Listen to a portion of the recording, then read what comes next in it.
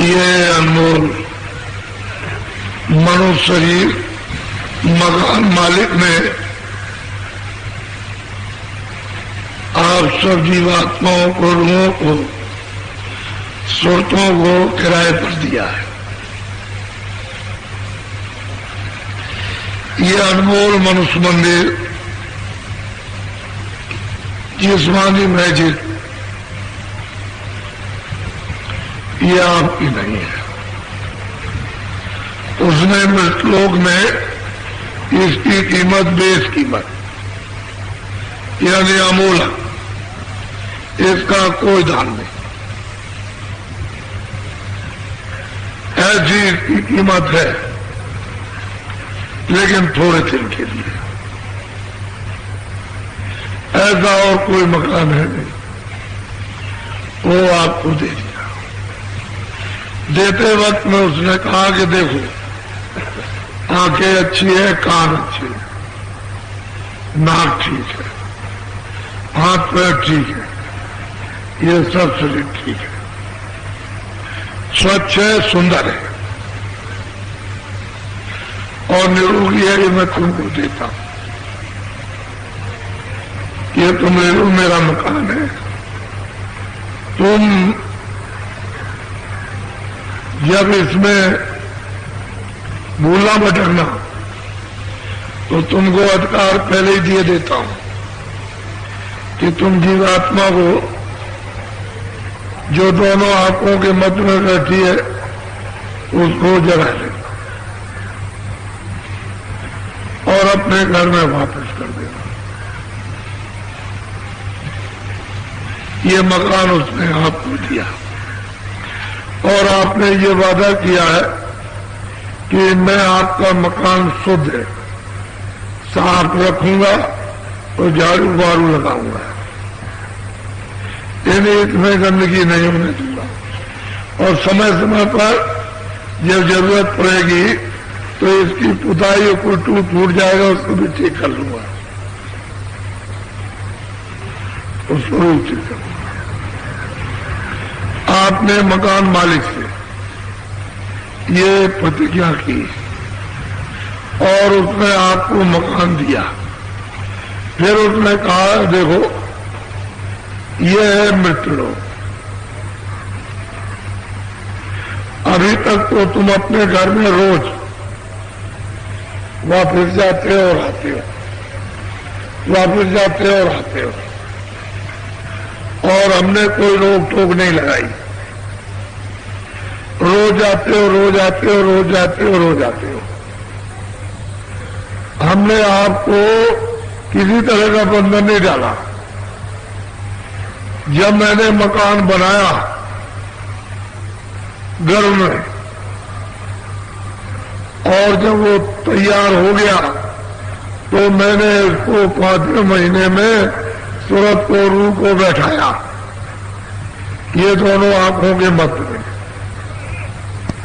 उस समय पर जब मैंने गर्भ में तुमको बैठाया, अंदर के अंदर ही डाला, क्योंकि अंदर का रास्ता तो बिल्कुल ही साफ है, उधर से बिल्कुल साफ ऐसे बैठा दिया।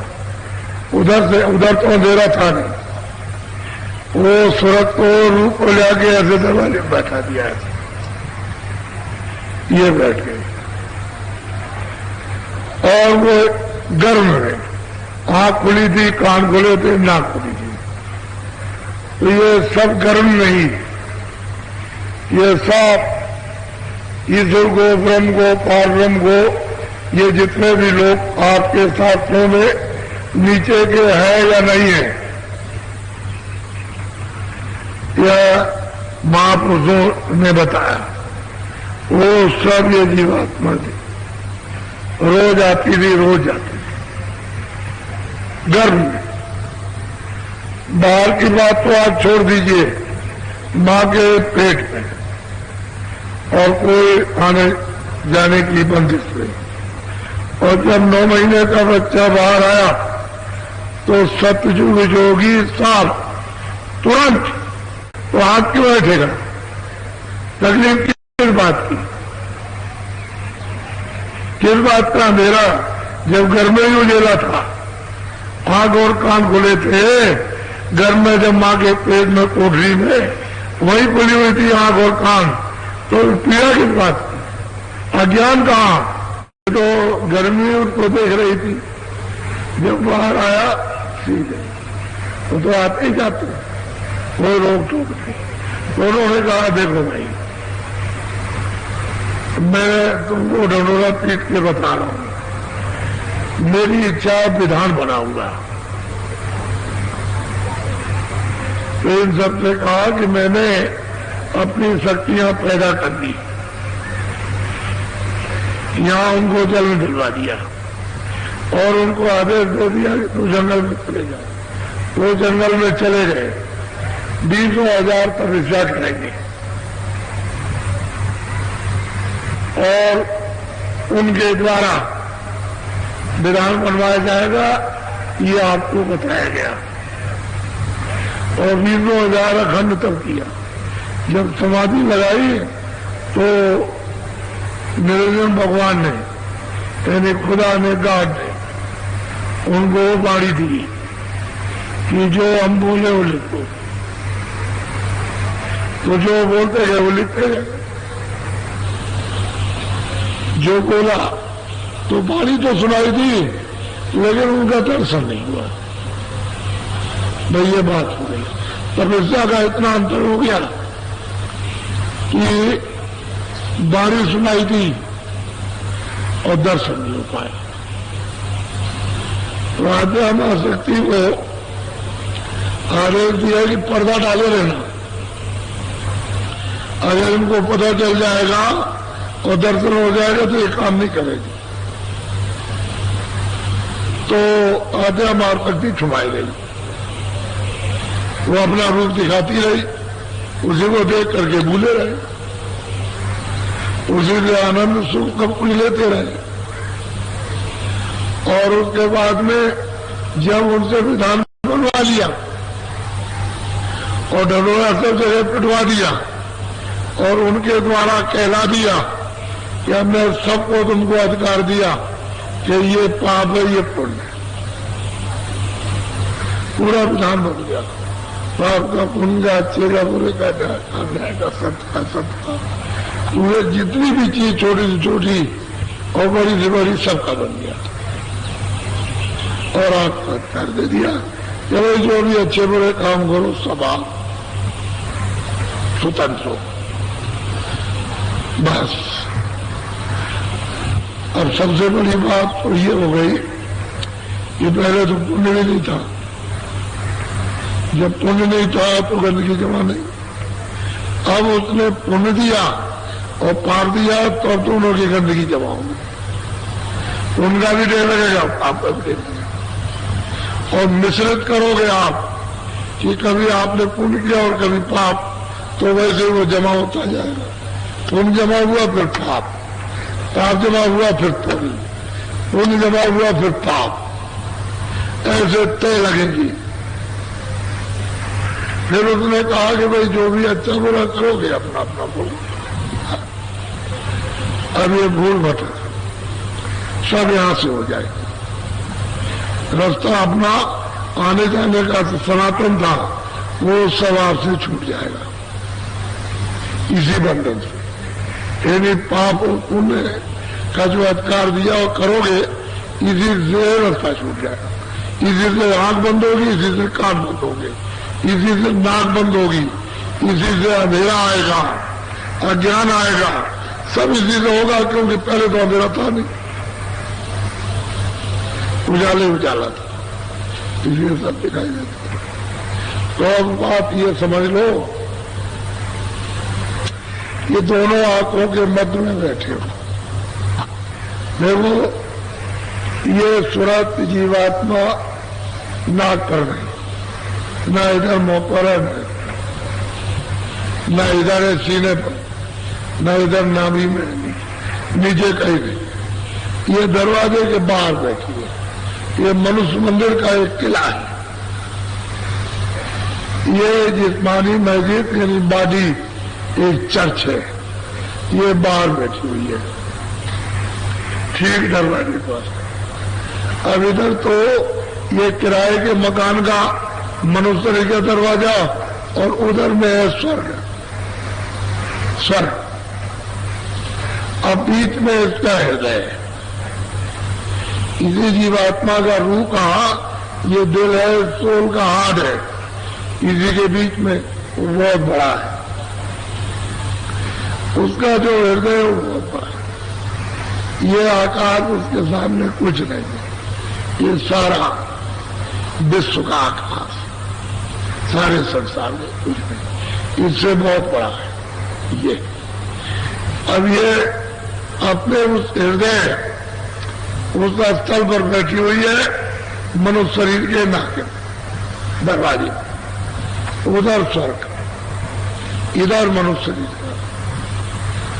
अब आपको अधिकार दे दिया है अच्छे बुरे कर्म करने का, तो जितना भी आप अच्छा बुरा कर्म करोगे वो सब का सब शोधित होता हुआ और ये यहाँ पर इसमें जमा होता चला जाएगा, रोज का रोज, डेली, प्रतिदिन ये सब यहाँ जमा होगा। तो धीरे धीरे जमा होता गया तो आपको बहुत दिनों के बाद ऐसा मालूम होगा कि भाई पहले तो ये गंदगी थी नहीं, अब ये गंदगी मालूम होने लगी है। तो धीरे धीरे जैसे ये बादलों के पर्दे, ऐसे पर्दे आने लगे। जब पर्दे आने लगे तो ये ऐसे बहुत बादल आते हैं तो घेर लेते हैं चारों तरफ से, तो फिर काले हो जाते हैं। तो अब आंखों से उधर दिखाई धीरे धीरे कम देने लगा, सुनाई कम देने लगा और सुगंधी कम आने लगी। धीरे धीरे आपको तो पता नहीं चला, ये तो मालूम हो गया कि हमारा आनंद जा रहा, हमारी चेतना जा रही है, आनंद जा रहा, शक्ति हमारी क्षीण हो रही है। ये तो मालूम होता है यार, लेकिन आप कर क्या सकते थे? अधिकार मिला था पाप का पुण्य का, पाप का पुण्य का पाप। बस करते करते आपकी इसमें आदत पड़ गई। पहले तो इनका अमल करने की आदत नहीं थी, आदत हो गई, बस करने लगी। बस ये सब एकदम चट्टाने लगी गंदगी की बात। तीसरी आंख, तीसरा कान, तीसरी नाक और जीवात्मा अंधेरे में गिर गई। यानी ऐसा एक आंख हुआ कि पावर हाउस से प्लग निकल गया और जीवात्मा रूपी बल्ब जला तो बुझ गया, फ्यूज हो गया, नहीं खराब हो गया। सही बात तो यह है कि आंख पर गंदगी आ गई, जाला मारा, उससे खराब हो गई। आप कोई वैद्य और डॉक्टर तो आपको मिले नहीं कि जीवात्मा की आंख पर कुछ न कुछ मलहम पट्टी, कुछ औषधि दवा कुछ लगाते तो जल्दी मैल कर जाता, तो उनकी आपने खोज भी नहीं की, अब इधर बस लगे रहे। और इतने युग, इतने कल बीत गए, अपना रास्ता, अपनी शक्ति, अपना ज्ञान, अपना आनंद, अपना देश, अपना मतलब ये है कि वहां का सुख और वहां मतलब स्थिरता यानी अखंडता, वहां का अमृत साफ और उस प्रभु को जो सबका सृजनहार है सब भूल गए